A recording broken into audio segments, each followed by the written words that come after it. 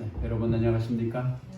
반갑습니다. 아주 가을이 깊어가는 10월의 마지막 주일에 이렇게 삼당진교회에서 말씀의 성회를 인도할 수 있도록 주님께서 정말 그 함께 해주셔서 참 감사를 드립니다. ESC 누르고 다시. 예.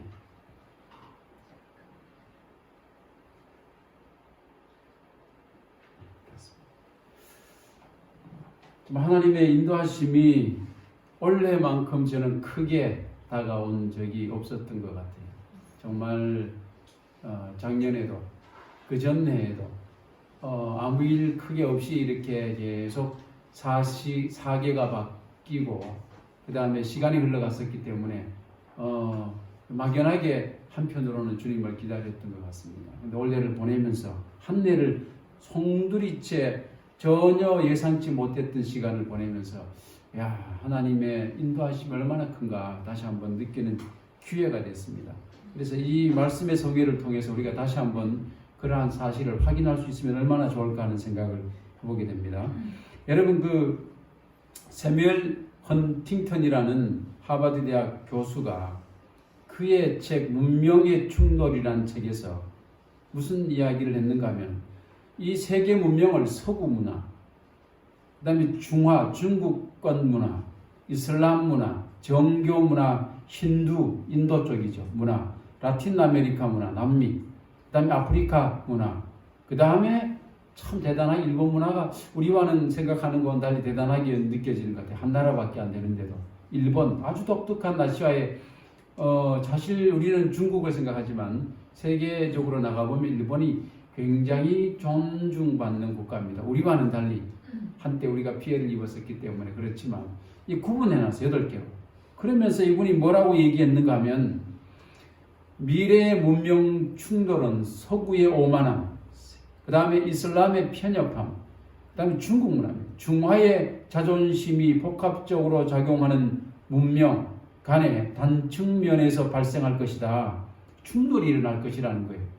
특히 21세기에는 중국의 도전이 강해질 것이지 자명하다. 그가 이렇게 이야기를 했었는데 이 책의 예측이라 그래야 될까요? 아니면 예언이라 할까요? 그거대로 지금 흘러가고 있습니다. 지난 시간에 제가 오늘 이제 적군을 분석하는 시간 요한계시록 13장을 하면서 지난 시간에 제가 전쟁을 우리 인류의 DNA 가운데 있는 것 같다. 그 이유를 성경 말씀에서 찾으면서 처음부터 전쟁이 있었던 이 사단과 예수 그리스도와의 이 사이에서 있었던 그 역사적인 산물로서 계속해서 지금까지 내려오고 있으면서 지금 마지막 4단계의 전쟁 중에 있고 그게 핵심은 우리다 이야기한 적이 있습니다. 근데 지금 이 단계에 와 있는데 이 마지막 단계를 가만히 살펴보면은 하나님의 남은 자손, 그 다음에 안식일을 지키고 그 계명, 그 다음에 일요일과 전통, 그 다음에 교황권, 세상이 하나가 된 이 간의 이 4번째 단계에 들어와 있는데 이게 여기 있었다 고착이 되면 얼마나 좋겠습니까? 근데 기회가 한 번씩 주어집니다. 이 기회가 주어질 거예요. 위에서부터 내려올 기회. 이 혼란스러운 환란의 시기에 반대로 이 시기를 정점으로 해서 반드시 반대 현상의 기회도 한 번 더 주어질 것입니다. 고착된 게 아니었어요. 한 번의 기회들이 더 주어지는데 아주 하나님께서 우리를 정말 이제 끝이 하지 않고 한 번의 기회를 줍니다. 근데 밑에서 올라오는 분들은 참 하나님의 큰 은혜를 입게 될지 몰라도 반대로 멀쩡히 위에 있던 사람들이 내려가게 될 때는 참 얼마나 아픈 상황이 되겠습니까? 그것을 우리 흔들림이라 얘기하기도 하고 그렇게 얘기합니다. 그러나 그 흔들림과 더불어서 교회의 개혁과 부흥이 일어난다고 했어요. 지금 여러분들이 보는 이 숫자가 이 삼당진교회 전체가 아니고 이 흔들림에 의해서 새로운 무리가 형성될 때 그들이 준비된 무리에게 늦은 비 성령이 임하고 굉장한 능력으로 말미암아 복음이 증거되게 될 때 다시 한번 내일 그 다음에 모레 2번에 걸쳐서 더욱더 이 부분에 말씀이 나오겠습니다만 가득하고 이 교회가 정말 앉을 자리가 없을 만한 상황을 한 번은 맞이하게 됩니다. 준비되었을 때 마지막 요한계시록에 나오는 이야기죠. 요한계시록 7장 같은 데 인치는 사업. 마지막 내 백성이 다 준비됐다고 인을 치면서 이 모든 것이 종결되게 될 때 이 보통 정말 하나님께서 우리를 위해서 주어진 기회가 아닌 것입니다. 우리는 내려올 이유가 하나도 없는 거예요. 이 환난의 시고 어려운 시기에 내려오는 선택을 결단코 하지 마시기 바랍니다. 이제 모든 전쟁을 통해서 핵심적인 인물 구원에 관련해서 사단은 물론이지만 구원과 관련해서 핵심적인 인물은 아이였어요. 주님께서 아이로 묘사된 예수 그리스도를 보내주셔서 우리를 구원하게 해주셨습니다. 영적 전투에서 이 귀한 이 위쪽에 있는 이 자리를 박차고 내려올 이유가 전혀 없는 것입니다. 제가 어디에서 한번 목회를 할 때 부임을 해서 갔어요. 근데 부임을 해서 갔는데 마음이 굉장히 어두운 여자 성도분이 한 분 계셨습니다. 나이가 50대 한 중반쯤 돼 보이는 중년의 좀 신도였는데 이 말을 붙이기가 참 부담스러워요. 항상. 그래서 제가 처음 갔으니까 잘 모르니까 처음부터 잘못 얘기했다가 아픈 것을 얘기할 수도 있고 아무 생각 없이 했다고 싶어서 이 시간을 보냈습니다. 시간 한 달이 흐르고 두 달이 흐르고 모든 신자들 집에 방문을 다 하고 그 집만 가지 않고 남겨뒀어요. 저를 안내했던 집사님이 남겨놓는 것입니다. 그래서 목사님 그래요. 저기 우리 어떤 성도님, 집사님도 아니고 그냥 성도님인데 저 집은 때가 되면은 가도록 합시다 그래요. 그래 묻지를 않았어요. 6개월쯤 지났을 때 어느 날 그 분에게 전화가 온 거예요. 목사님, 저희 집에 이제 방문 와 주실 수 있냐고 했습니다. 그래서 제가 기쁜 마음에 그 방문을 인도하는 집사님께 전화를 걸어서 그분이 방문을 오라고 먼저 전화가 왔었다고. 그래요.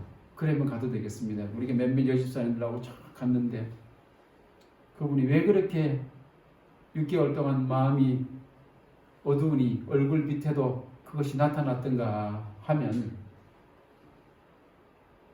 그분이 얘기해요. 목사님이 오시기 6개월 전에 저 아들이 죽었습니다.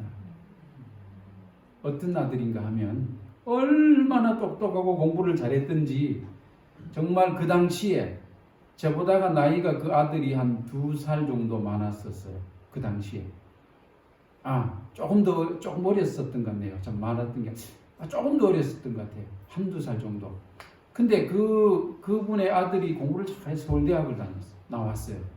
서울대학을 수석으로 졸업을 하고, 그 당시에니까 뭐 공중파가 아주 뭐 요즘처럼 유튜브나 인터넷도 그대로 별로 이렇게 발달 안 했을 때 KBS 기자로 수석으로 들어갔어요.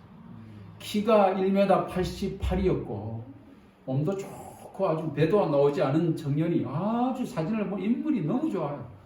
그래서 KBS 기자로 들어갔으니 그 당시에 80년대, 90년대 요때 얼마나 멋진 아들이었는지 몰라요. 이 아들이 KBS 들어가가지고 신입사원이 됐지만 똑똑한 아들이었어요. 그래서 이제 취재차 부산에 내려온 거예요. 그러니까 다른 팀원들은 호텔에서 자고 자기는 집이 여기니까 팀장님한테 뭐 신입사원이니까 거기 가서 집에 가서 자도 되겠어 허락을 맡았어요. 뭐 부모님이 계신데 가봐야지. 그 대신에 내일 새벽 5시까지 오너라 했어요. 새벽같이 취재를 나가야 되니까. 그래서 이 친구 집에서 자고 어머니가 그 잘난 아들이 와서 얼마나 기분이 좋은지 KBS에 서울대학 수석 졸업해서 KBS 기자로 들어가서 수석으로 아주 잘 나가는 아주 장래가 촉망되는 아들이 얼마나 좋았겠어요. 새벽 3시에 나가지고 그 전날 온다는 소식 듣고 장 봐놨다가 맛있는 거에 한 상을 차려줬어요. 근데 먹고 있는데 전화가 온 거야. 계획이 바뀌어가지고 30분 빨리 와야 되겠다 이렇게 된 거. 자기가 차려놓은 거 제대로 마지막에 먹지도 못하고 막 급지금 먹고 엄마나 가야 돼요. 추운데 꼭 밥은 먹고 다니고 또 어머니들 하는 얘기 있지 않습니까? 늘 조심하고 뭐 이런 얘기들 바꾸면 안 된다. 야 그래서 했어. 그리고 인사를 막 하고 어머니 이렇게 들어가세요 추운데 하고 있는데 갑자기 하이알리아 부대 앞에서 여러분 아시죠? 부산에 계시는 분들 화물차가 새벽에 크게 내려오더니 덤프 트럭이 그냥 손살같이 와서 이 청년을 탁 쳤어요. 어머니가 보는 앞에서 아이가 한 10m는 공중에 떴다가 50m 위로 10m, 50m쯤 거리로 해서 아스팔트에 꽉 떨어졌어. 온 아스팔트 새벽에 피가 낭자하고 그 아파트 경비원하고 주변에 지나가는 어떤 일 같은 사람들이 다 달려와서 보니까 어머니 너무 놀라가지고 그냥 그 자리에서 기절해버렸어. 깨어나서 보니까 아들은 처참하게 그 자리에서 병원에 데려가 보지도 못하고 즉사를 했어요. 제가 온 이후에도 일주일에 한 번씩 이 어머니가 응급실에 실려갔어요. 아무 이유 없이 살 수 없는 거예요. 그걸 보는 입장에서. 제가 방문을 갔을 때 교회에 나온 지 얼마 안 된 상태였어요. 뭔가 잡고 싶은 거예요. 어떻게 우리 아이들 또 만날 수 있을까 하는 이런 막 소망을 가지고 어떻게 막 미친 듯이 다니다가 어떻게 우리 교회 신앙을 발견하고 들어와서 그분이 묻는 건 두 개였어요. 어떻게 하면 내 아들을 볼 수 있는가? 하나님께서 기회를 주십니까? 하는 거. 너무 아프다는 거예요, 마음이. 그래서 제가 그분에게 이야기해 드린 게 있습니다. 성도님, 제가 다른 이야기를 드릴 수 없고 무슨 이 말로 위로할 수 있겠습니까? 한 가지는 얘기 드릴 수 있는데 성도님보다 먼저 아들을 보내셔서 비참하게 정말 죽음으로 말미암아서 우리를 구원하신 그분의 심장, 그 마음은 제가 대신 그분의 위로를 대신해서 제가 알려드릴 수 있습니다. 그 하나님이 내 마음을 이해하시겠지요. 그 한마디 듣고 싶은 거예요. 제가 이해한다고 했어요. 구원 문제는 몰라도. 근데 그 어머니의 마음을 이해는 할 뿐만 아니라 넘치도록 그 마음을 이해하시는 분이 그분이다. 이런 얘기를 할 때 그분이 뻥 울면서 얼마나 위로함을 받든지. 여러분, 아들을 보내셔서 아기로 보낸 다음에 우리를 죽게 하신 그 사실은 우리가 단순히 이 신앙을 어떤 한 어려움이 시대가 왔다고 해서 뭐 대충 가벼이 여기고 이렇게 할 만한 가치로 우리에게 주어진 생명이 아닙니다. 어제 마지막에 제가 신념을 얘기했는데 우리는 단순한 이 안식일을 물리적으로 시간적으로 와가지고 예배 드리고 지키는 것 이상으로 강력한 심장의 신념을 가지고 나오셔야 되는 그러한 존재들이고 무리란 사실을 기억하시게 되기를 주님의 이름으로 축원합니다. 그런 마음 오늘 말씀을 좀 더 깊이 들어가 보겠습니다. 여러분, 요한계시록에 대해서 이렇게 제가 설명했으면 다 할 수는 없어요. 이 중에서 정말 이 구조적으로 이렇게 되어 있는데 8파트로 이 중에 특별히 D번 대쟁투에 관해서 제가 계속 이야기를 한다고 얘기하고 있습니다. 이 대쟁투에는 빨리 앞에를 좀 진행하면은 대쟁투 계시록이라고 하는 숲에 다시 한번 중앙에 대쟁투라고 하는 동산이 있는데 거기에는 대쟁투 안에는 계시록 12, 13, 14장이 포함되어 있어요. 12장은 어제 했고 오늘 우리는 이제 13장을 통해서 이 전쟁을 가져오게 된 우리의 대적이 누구인가 신원을 살펴봐야 돼. 저걸 알아야 우리가 승리할 수 있는 것입니다. 13장은 전부 다 우리의 대적만 소개하고 있기 때문에 그렇습니다. 한번 확인해 봐야 돼요. 글씨가 너무 작기 때문에 여러분들께서 알 수 없을 거예요. 이따 뒷부분에 나오니까 어쨌든 두 부분으로 되어 있다. 가지가 아까 방금 제가 말씀했던 것처럼 13장은 두 가지밖에 없어서 그 얘기처럼 두 얘기밖에 안 나옵니다. 첫째 부분, 둘째 부분. 1장에서 10절까지 그 다음에 11절에서 18절까지 두 절밖에 안 나와요. 이걸 요약해 보면은 1절에서 10절에도 한 짐승이 나오고 11절에도 18절까지도 또 한 다른 둘째 짐승이 나옵니다. 두 얘기밖에 없는데 두 가지로서 짐승 얘기밖에 안 나와요.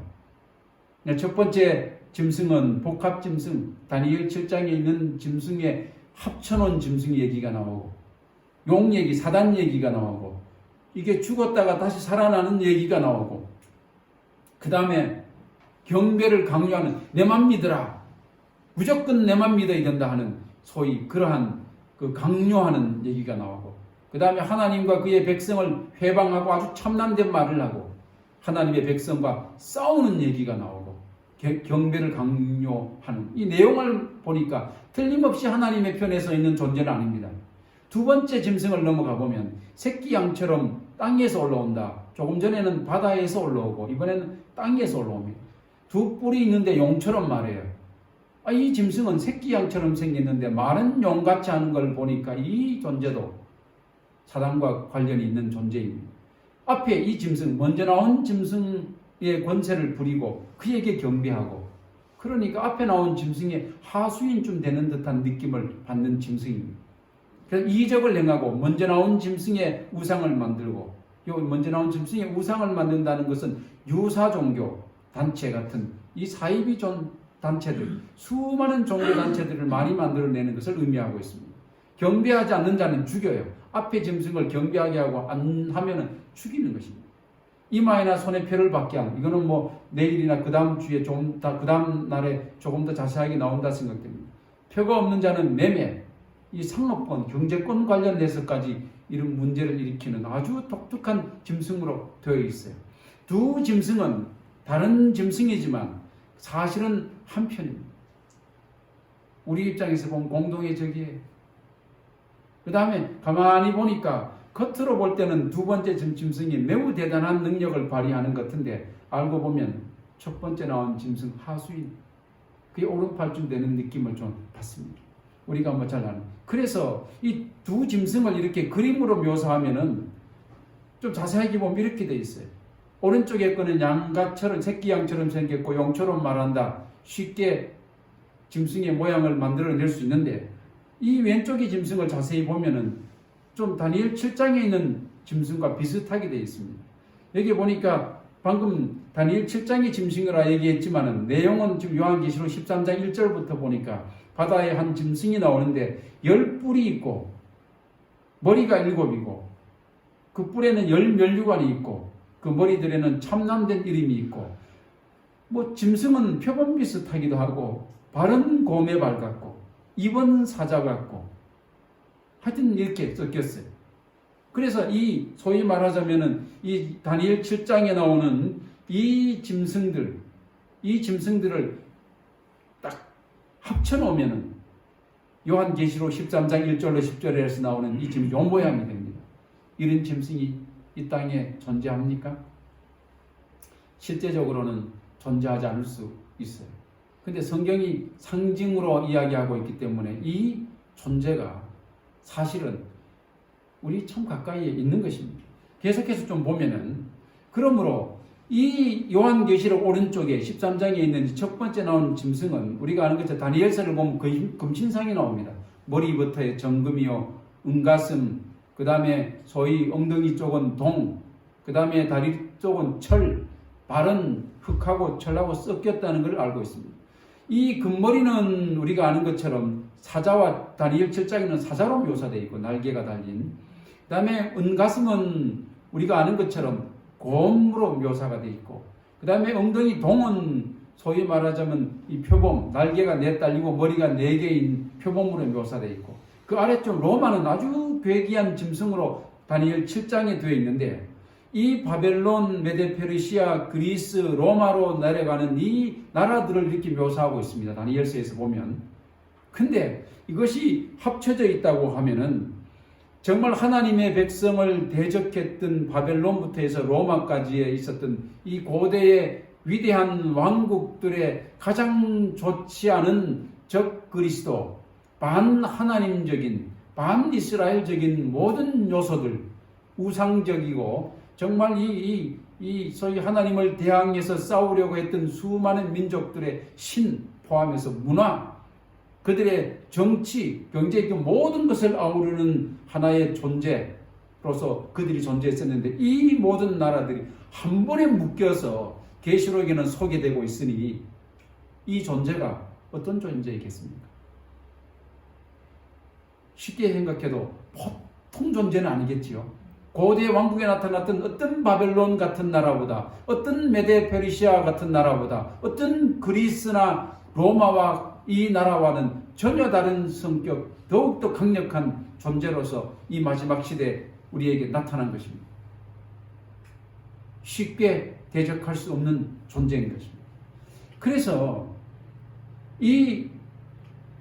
그것을 보면 어떻게 되는가 하면 용이 사단이죠. 용은 이 짐승 오늘 나타났던 이 복합 짐승에게 권세를 주므로 용에게 경배하게 한다 이런 이야기가 있습니다.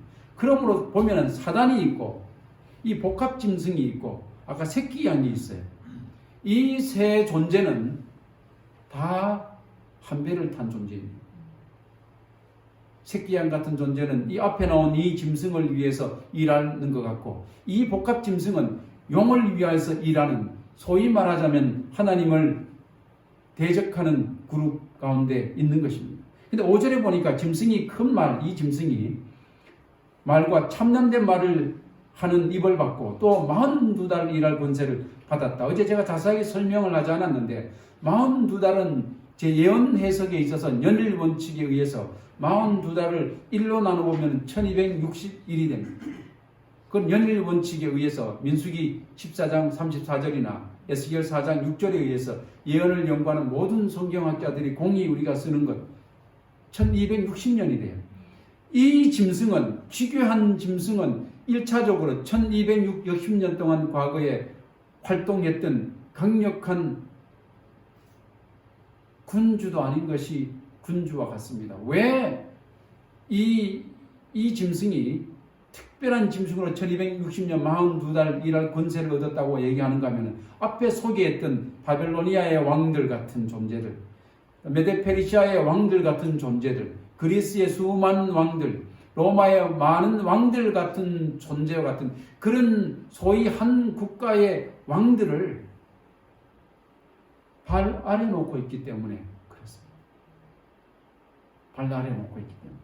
보시면은 그래요. 1260년 언젠가 하면 AD 538년부터 1798년까지인데 이 기간은 우리가 잘 아는 것처럼 42달 1260년 기간으로 성서 역사에서 해석상 우리가 이야기하고 있습니다. 538년은 무슨 의미가 있는가?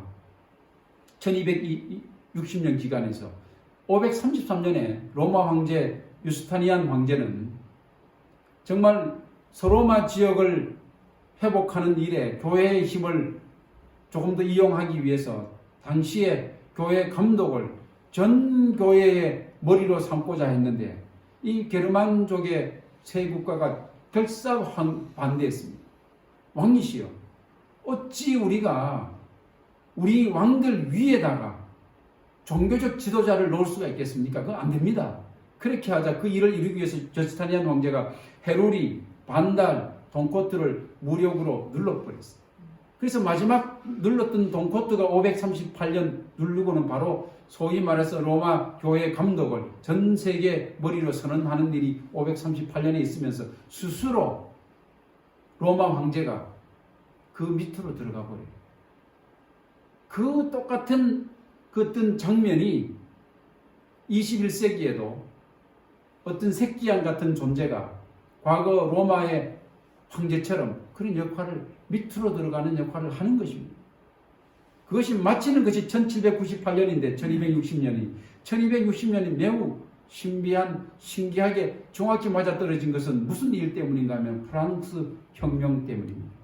우리는 지난 대한민국이 건국되기 전에는 500년 가까이 이씨 왕조가 쭉 전주 이씨에 의해서 500년 동안 한 왕조가 내려왔었어요. 그런 것처럼 프랑스에서는 앙시엥 레짐이라고 해요. 우리는 이씨 왕조 이렇게 부르는 것을 프랑스에는 앙시엥 레짐 이렇게 부릅니다. 절대 왕조 앙시엥 레짐 체제에 저희 왕들이 계속해서 이어서 내려올 때 당시에 루이 16세 때 일어난 농민, 평민, 시민혁명이 프랑스 혁명입니다. 혁명의 성공으로 공화정이 막 시작되었을 때 소위 나폴레옹이 그 휘하에 있던 장군이었던 나폴레옹이 쿠데타를 일으켜서 그 프랑스 소위 공화정이 시작된 제국을 무너뜨리고 5년 뒤에 그가 원로원에 의해서 황제가 됩니다. 한참 프랑스 혁명 중일 때 1798년 2월 15일에 이 소위 말해서 프랑스의 나폴레옹 황제의 오른팔이었던 베르티에 장군이 그 비오 6세라 교황을 잡아다가 발렌스상에 가둡니다. 거기서 병사에서 죽음으로 말미암아서 교황권이 끝나버렸어요. 근데 그게 정확하게 1260년이 끝나는 1798년에 교황권이 끝나면서 이 예언이 정확하게 이루어졌습니다. 먼저 나왔던 앞에 그 짐승, 놀라운 무서운 짐승이 다시 살아나게 되는 것은 죽게 되었던 상처가 나오면 다시 살아나는 것은 지금 이야기고 과거에 한번 죽었었어요. 놀라운 이 짐승은 분명하게 어디서 나와야 되는가 하면 로마 제국에서 나와야 되는 것은 소위 말해서 로마 제국 이후에 출현하기 때문에 그렇게 묘사를 하고 있는 것입니다. 그래서 유만이라는 학자가 로마 가톨릭경의 그 교회 추기경인데 이 사람이 그리스도교의 발전이라는 책에서 뭐라고 얘기하는가 하면 성당들, 분양하는 것, 등, 봉헌물, 성수, 성일과 절기들, 사제들이 행진하는 것, 땅을 축복하는 것, 뭐 교황이 우리나라에 오기만 하면 항상 비행기 트랩을 내려오자마자 땅에다가 입을 맞추죠. 땅을 축복해가지고 이거는 내 땅이라는 뜻입니다. 사제들의 복장들, 체발, 성상들 이 모든 것들은 이교적 기원이다. 1260년 기간에 이교적인 모든 것을 우리가 가지고 들어왔다. 자백한 것이다. 페트너라고 하는 프린스턴 신학교 장로교 계통의 신학교에 이 페트너가 얘기하기를 이교적 신조와 행사를 교회에 끌어들여 이교의 교회가 되었다. 교회가 이교가 됐다는 거예요. 하나님을 믿는 것이 아닙니다. 사제의 화려한 복장, 다시 한번 합니다. 화려한 의식, 성상, 성수, 분양, 수사, 수녀, 연옥교리, 행함으로 말미암는 구원 등등 로마 교회는 사도교회가 아니고 하나의 종교적, 여기 보니까 기형체가 되었다 이야기하고 있습니다. 성경이 어떻게 학자가 이런 얘기를 그걸 보고 했는지는 모르겠어요. 기형체. 성경에도 실제적으로 이 동물도 아니고 저 동물도 아닌 희한한 기형의 동물을 만들어 내놓는데 이 페트너도 그렇게 묘사했어요. 그 죽게 되었던 상처가 나온 과거에 538년부터 1798년에 있던 2260년 기간에 그가 힘을 썼던 그 기간에 존재했던 그 존재는 기독교회가 아니고 기독교회를 표방한 기형체이다. 그러니 성경은 묘한 동물 사자도 아니고 표범도 아니고 어떤 괴물도 아니고 곰도 아닌 것을 묘사해 놓고 있는 것입니다. 계시록 13장에 나오는 첫 번째 이 짐승은 하나님과 그의 백성의 대적에 아주 선두에 서 있는 존재죠. 3절 가운데 보면은 머리 하나가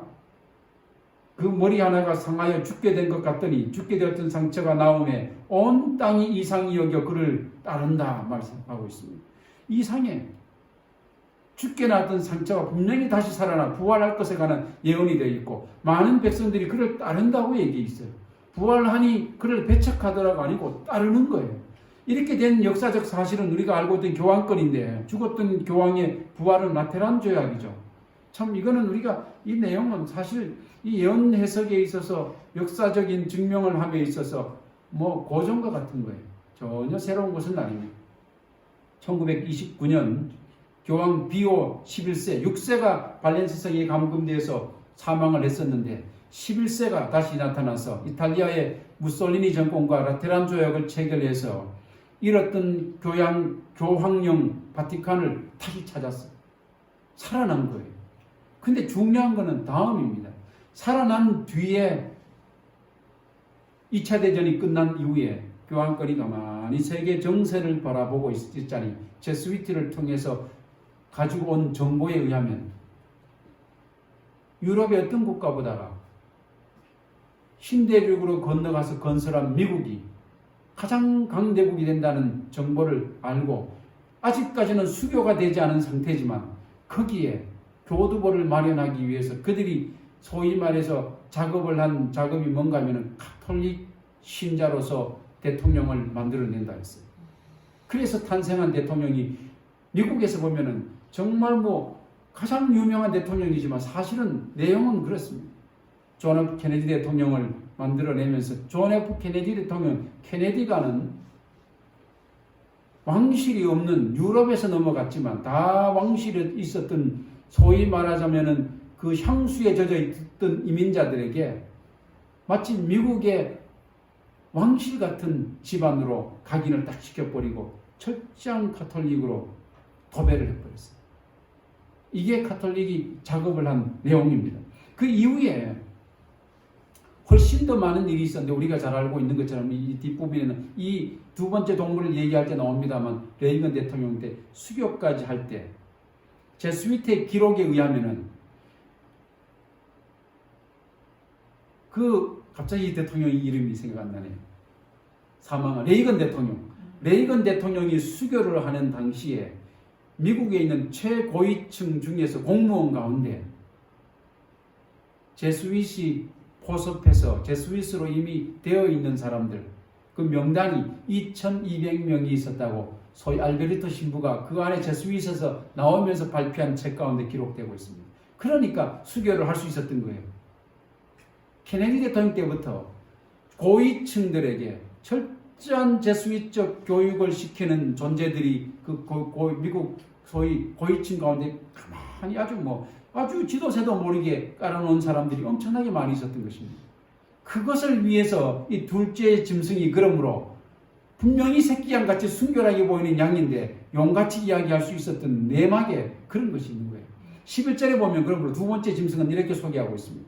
내가 보면 또 다른 짐승이 이번에는 땅에서 올라오니 새끼양같이 두 뿔이 있고 용처럼 말하더라. 그런데 어제 얘기했던 계시록 12장 15절에 여자의 뒤에서 뱀이 그 입으로 물을 강같이 토하여 여자를 물에 떠내려가게 하되 엄청난 핍박에 대한 얘기입니다. 여자는 순결한 교회를 의미하고 있으니까 땅이 여자를 도와 그 입을 벌려 용의 입에서 토한 강물을 삼킨다고 했었어요. 땅이 도왔어요. 이 땅은 우리가 아는 것처럼 신대륙을 얘기했는데 그 신대륙 그 땅에서 또한 여자를 도왔던 순결한 여자를 도왔던 그 땅에서 이번에는 이 사단을 추종하는 한 세력이 올려오는 것입니다. 같은 땅입니다. 그래서 총체적 박해를 통해서 미국으로 도망갔던 그 소위 땅이죠. 미국으로 묘사된 1620년 11월 21일에 미국에 도착해서 77년에 1776년에 7월 4일날 미국이 독립함으로 미국이 완전한 소위 말해서 교황권에서 벗어난 아주 순결한 새끼양같이 존재했었어요. 적어도 케네디 대통령이 되기 전까지는. 그러다가 드디어 우리가 아는 것처럼 용처럼 말하는 미국으로 서서히 변질을 하기 시작하는데 12절에 저가 먼저 나온 짐승의 모든 권세를 그 앞에서 행하고 땅과 땅에 거하는 자들로 처음 짐승에게 경배하게 하니 곧 죽게 되었던 상처가 나온 자들아. 먼저 나온 짐승, 죽게 되었던 상처가 나왔던 그 교황권의 모든 백성으로 하여금 경배하게 하는 작업을 하는 것입니다. 그래서 우리가 정말 그 레이건 대통령 때 홀리 얼라이언스 신성 동맹이라 해서 동맹을 맺게 되고 수교를 하고 대사를 교황청과 서로 교환하는 것이 1984년에 있었는데 이게 그냥 된 게 아니라 케네디 대통령 때부터 철저하게 준비해오고 준비해왔는데 미국 측에서는 누가 준비했느냐 이거예요. 교황권에서는 수교를 해야만이 미국을 잡을 수 있었지만 미국은 그걸 교황권이 굳이 필요도 없는데 왜 수교를 하게 됐습니까? 거기까지 이르렀나요? 조금 전에 말했던 것처럼 제스윗의 작업이었어요. 2200명 수교 당시에 2200명의 제스윗 명단이 모든 고위직 가운데 미국에 다 존재하고 있었다는 사실이 굉장히 무섭습니다. 이 모든 것의 성사에는 정말 제스윗이 있었고 미국에 또 CIA가 있었고 그랬습니다. 그 뒤에 이들이 2차적으로 합작해서 만들어낸 작품이 공산주의를 무너뜨리는 거였습니다. 너무나 잘 알려진 얘기죠, 이거는. 근데 문제가 하나 발생했습니다. 그래서 미국을 거의 교황권이 사실 장악하고 있습니다. 사실 그 얘기하려면 너무 오래 걸리기 때문에 못하겠는데 다시 한번 제가 다음 기회에 말씀을 좀 드리겠습니다. 그런데 미국과 저희 교황권의 앞길을 막는 두 존재가 있었는데 하나는 이슬람이었습니다. 하나는 중국이 부상하면서 중국이 됐어요. 근데 이슬람은 대체 에너지, 전기차들이 많이 나오고 미국의 세일가스가 만들어지고 하면서 기름값이 거의 휘발유가 우리나라도 수년 전에는 1,800원까지 휘발유가 올라갔다 지금은 1,000원대로 내려왔어요. 차는 더 많아지는데도 기름값은 최근 한 10년 안에는 계속 내려오고 있습니다. 값이 $50 배럴당 이하로 막 내려와요. 이제 중동의 가치는 서서히 떨어져서 중요하지 않게 됐습니다. 중동을 관리하고 소비를 관리해서 미국이 강력해졌을 때는 이스라엘을 중심으로 해서 지렛대 삼아서 중동을 관리했었어요. 철저한 이스라엘 중심의 중동 정책을 했었어요. 근데 이제 에너지가 별로 석유 에너지가 중요하지 않게 되는 시대가 점점 왔습니다. 2030년도 10년 뒤면은 아마 굴러다니는 차에 2대 가운데 한다는 내연기관이 아니고 전기차일 가능성이 높습니다. 이제는 이슬람도 아무 문제가 안 되는 간단하게 움직일 수 있는 시대가 됐어요. 그런데 한 가지 해결해야 되는 국가가 있었는데 갑자기 부상한 나라는 중국이에요. 중국을 해결해야만이 완전히 미국이 전 세계를 장악할 수 있게 되는 시대가 왔었어요. 다 잡았다가 생각했는데 뜻하지 않은 변수가 나온 것입니다. 그래서 에런 프리버그라고 하는 이 학자는 패권 경쟁이라는 책을 일찍이 써서 한 꽤 오래 전에 쓴 책입니다. 중국은 2040년의 경제 규모에서 미국을 앞지르게 될 것이다. 지금처럼 계속 전진만 한다면 막아야 된다는 거예요. 이 책은. 그러므로 미국은 떠오르는 중국을 견제해야 한다. 중국을 민주화시키라. 그래 막을 수 있다. 인민들이 일어나면. 그래서 이 시작을 대만부터 시작하라. 요즘 중국하고 대만 사이에서 지금 미국이 뭘 하고 있지요. 근데 그 책에 나와 있었어요. 하나의 중국의 정책을 벌이는 중국을 향해서 일단 독립해 있는 대만부터 떼내라. 완전히. 그 다음에 아시아의 패권을 유지하라. 절대로 아시아의 패권을 중국에게 내놓지 말라. 그러면 미국의 패권이 중국에게 넘어간다. 근데 우리가 예언에 의하면은 성경 예언에 미국은 절대적으로 최고의 패권을 예수님 재림할 때까지 가지고 있는 나라로 이미 예언되어 있습니다. 그러므로 떠오르는 중국을 향해서 미국이 이분의 예언대로 틀림없이 작동시키고 있어요. 지금 이미 우리가 아는 것처럼.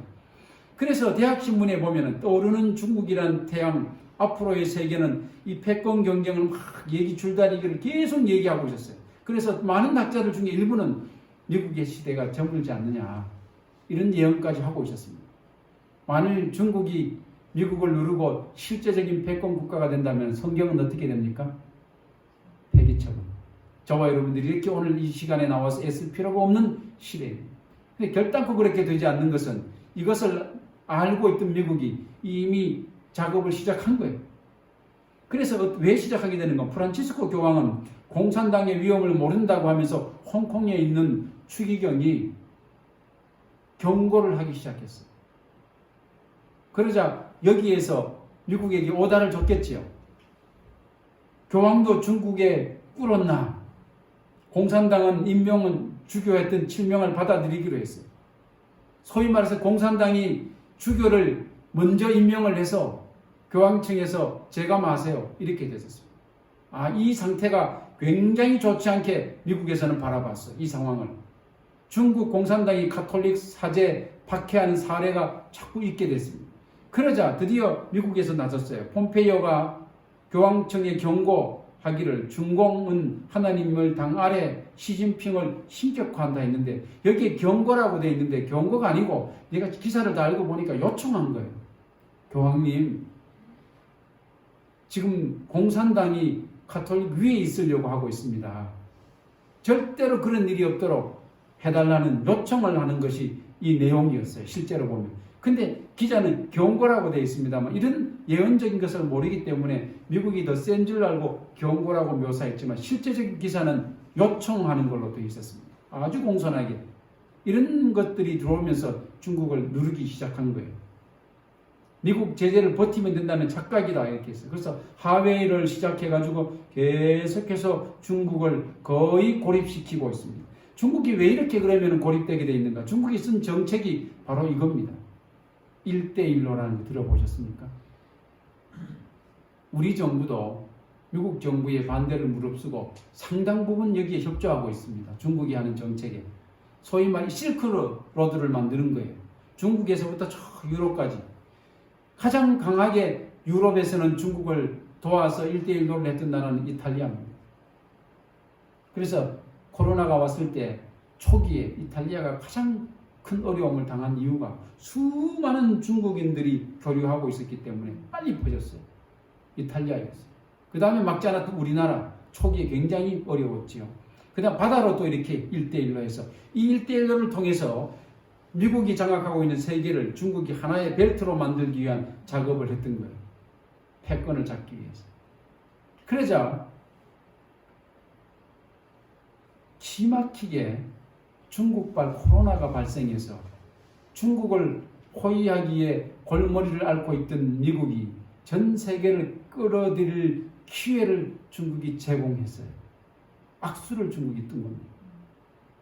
그래서 미국이 만든 건 뭔가 하면 1대1로를 대항해서 인도 태평양 전략이라고 했습니다. 미국과 인도와 일본을 거쳐서 미국이 한국 보고도 동참하라고 했는데 다른 말로 이걸 전문 용어로 쿼드라고 합니다. 쿼드에 동참하라 하는데 지금 한국은 동참하지 않고 있습니다. 중간에 있어요. 미국도 아니고 중국으로 기울여서 그렇다 해서 완전히 중국도 아니고 이렇게 한국이 지금 있는 중에 있습니다. 경제적으로만 본다면 예언이 아니고 어느 쪽에 있어야 될지 우리가 자명해요. 그래서 여기 보면은 소위 미국이 만든 인도 태평양 전략이라는 파란색의 이것을 가지고 중국이 만든 1대1로를 강력하게 눌러서 중국이 떠오르지 못하도록 미국이 지금 전략적으로 쓰고 있는 것입니다. 이런 시대에 저와 여러분들이 있어요. 결국은 누가 승리하게 될까요? 그런데 이것을 분석하기를 학자들은 문명의 충돌이라고 얘기했어요. 미중 무역 전쟁을. 이건 문명의 충돌이다. 단순히 경제 문제 이상의 문제가 있는 것이다. 어느 한 문명은 완전히 멸망하고 말 것이다. 끝내는 그렇게 되는데 이 모든 것에는 하나님의 말씀의 예언이 들어가 있는 것입니다.